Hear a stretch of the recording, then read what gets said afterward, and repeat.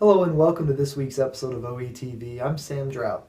Today I'll preview the highly anticipated inter-county rivalry doubleheader between South Oldham and North Oldham.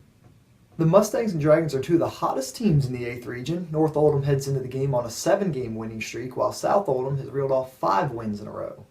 There will be a few things to watch during the game. North Oldham has developed a nice interior scoring presence with Cole Bonney and Jeff McClellan, which could put some pressure on South Oldham, a team that plays various defensive schemes, including a 1-3-1 and 2-3 zone. Though they might not be guarding each other very much during the game, South Oldham's Joe Griffin and North Oldham's Jalen Henry are two tremendously gifted guards, both of whom can do so many good things on the floor. It should be pretty entertaining to see. For both teams, finding secondary scorers will be important. Griffin and Devin Young have each had great seasons for the Dragons, but Aaron Franklin and Dylan Hoover have the ability to fill up the scoring column as well.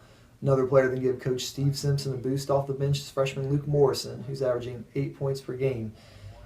He has the ability to finish around the rim, which gives the Dragons some balance to their perimeter-oriented offense. For the Mustangs, Henry, Zach Wheeler, and Justin Rose have been consistent contributors throughout the year, and I touched on Bonnie and McClellan's inside presence earlier. But Dylan Yates is a guard who can come off the bench and stretch the defense with perimeter shots.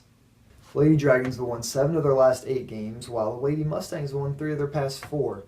Sydney and Peyton Harold have become a great perimeter combination for South Oldham, while Maggie Smith and Lexi Bolden can make plays around the paint, while also being able to knock down jumpers.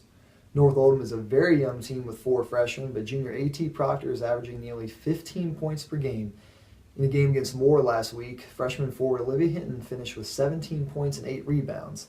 Sarah Fiorito and Caitlin Chin are 2 other guards Coach Dan Paff can rely on. With district tournament implications on the line, the girls' game will tip off at 6 p.m. on Tuesday, with the boys following the conclusion of that game. For live updates, follow me on Twitter. And that wraps up this week's episode.